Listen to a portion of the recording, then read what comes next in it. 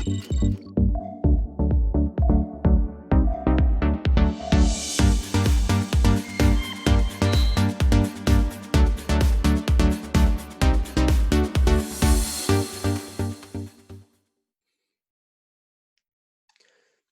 everyone to the Sprint Agile Show. Today we have Sandra Thompson in our show. Sandra is a customer experience consultant and she's a lecturer at the Pearson Business School. Sandra is the first emotional intelligence coach certified by Goldman EI in the UK. Welcome to our show, Sandra. Hi, how are you? I'm great, thanks. It's a pleasure having you here. Thank you. So I know you've been doing great work integrating emotional intelligence into the customer experience discipline in London. Can you tell me more about the work that you've been doing? Sure. So I've been running a consultancy now for about 10 years, and the success of projects, the long-term success of some of the projects I've been involved in have been a bit hit and miss. So my theory is that if we can encourage people to use more emotional intelligence, they're more likely to create an emotional connection, not only with their colleagues, but also with their customers. And actually, that's a kind of deep rooted human behavior rather than just a set of maybe new software or some new technology. It seems to be making much better results, much better relationships. Fantastic. That's very interesting. So can you describe for our viewers what do we mean by customer experience and what's the type of work that a customer experience specialist would do? So in answer to your first question, customer experience is more than customer service. That's one thing. A lot of people get those two confused. The customer service is the interaction that you have between the organization and the customer. But the experience is everything that the brand stands for. So all of us buy products and services. We have an expectation on what that whole experience will be, and hopefully the organization will either meet or exceed that expectation. We have bad customer experiences when something doesn't happen as we expect it to, or actually if we don't feel like we're being valued. So what I do is I work with companies to help them be better at customer experience, to reduce those complaints, to iron out the bumps in the road where customers are not feeling loved, really. So yeah, that's the kind of stuff that I do. Absolutely. That's a very interesting discipline, and it's quite essential, I think, for successful product development. Now, I work quite often with agile teams who perform product development for various customers. Do you have any tips for these agile teams? How can they be better in understanding their customers and create better customer experiences? Mm. So first thing is deep joy for agile people who work in agile. There's been so many times we've worked on projects that take so long to create, and then when they're launched they're invalid. So praise be, all good, thank you for that. Second Thank thing you. is I think understanding the complexities and differences in your customer groups is a massive opportunity that I'd like to see more done in that space. And what that means is when you're testing and learning, make sure that you are identifying a number of different audiences, different customer groups to get your results back. Because I've definitely seen testing of perhaps one small group, or perhaps one that's quite it's not differentiated enough, which means the insight you get back isn't rich enough for you to then go on and develop further. So really check out different types of groups when you are doing your testing. Absolutely. That's such an important thing to care. I mean, there is a science to sampling, and we need to get the right sample, right group, and we can't make assumptions because it's all about experimentation. And as you said, testing and learning. So we need to test and learn from the right sample.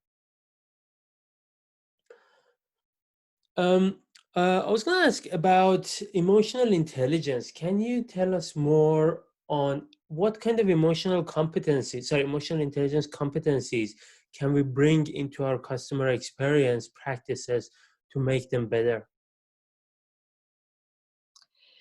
There are probably, I'm going to pick out four that I think are the kind of the top four of the 12. And the first, not surprisingly, is emotional self-awareness.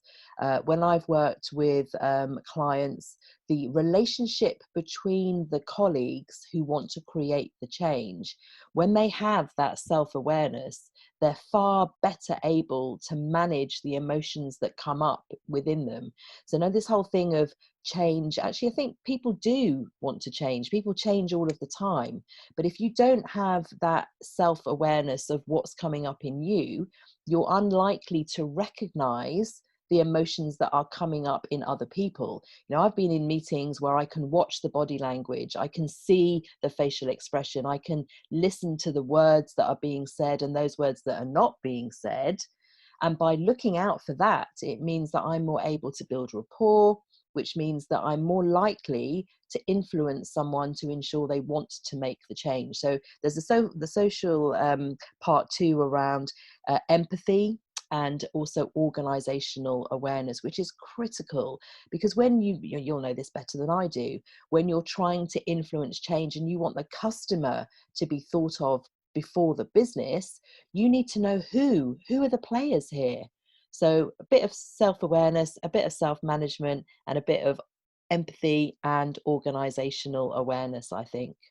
Wow, that was incredible. So you mentioned a few different things that I would like to dig a little bit deeper into.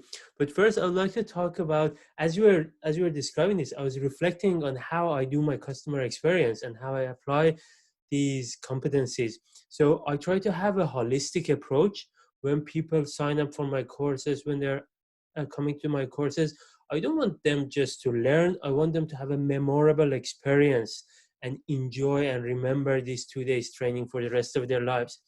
So sometimes, as a coach, when they ask me difficult questions or they point out flaws in whatever I'm teaching, it's very difficult for me and I get emotional. So I have to exercise that emotional self-awareness and emotional self-management and acknowledge I was wrong or say I don't know. And people love it when I do that. Mm. Being human, right? It's just being human. Absolutely, absolutely. We need to bring that humanity into everything that we do. Now, I'd like to explore a little bit deeper on what you mentioned on organizational awareness. And you mentioned something which struck me quite interesting. That was we need to put the customer before the organization. Can you elaborate a little bit more on that, please? Yeah, and you know, I actually battle with this myself. One day, if you ask me, I would say, no, the organization first. You have to look after your employees, and if you look after your employees, then your customers will be looked after. But I think very often organizations design things for their own satisfaction, for their own ease, for their own political, egotistical drivers. And I know that's not going to be a popular point, but I do think sometimes they forget what it's like to be the customer. I mean, I've worked for organizations where the board and the top tier, the executives, have not even trialed their own customer experience. They have no idea what it's like to be a customer of their own business. So my challenge when I go and work with people is to say, when was the last time you bought for your own company? How do you know what the experience is like? So I think that thinking about the customer and trying your best to know what it's actually like to work with you, as it were, having that self-awareness from that perspective is a massive eye-opener. You know, we run journey mapping sessions where we look in an abstract way, but we take it out of our brains and we put it onto the wall as a visualization technique. And all of a sudden, different parts of the same organization say, I didn't know you did that.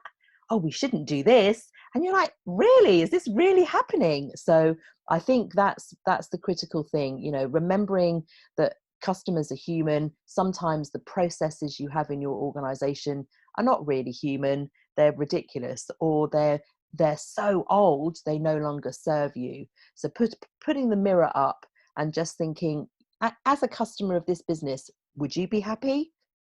Maybe, maybe not. Absolutely. I mean, everything you mentioned there makes so much sense.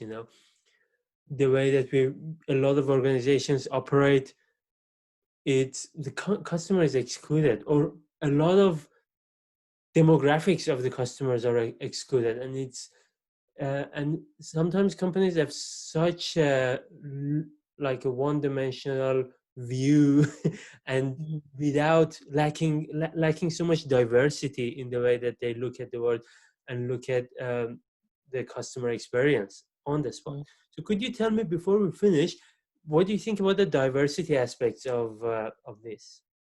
It's a great question, it's a great question, because whenever I work with companies, I ensure that you have a representation of not only different departments within the organization, but different levels of the organization. And what that does is that it brings a really heady mix of challenge, of different perspectives. If you can imagine, you've got, say, 15 people from the same organization, and they are all wearing different glasses looking at the map. They are all seeing things in a different way.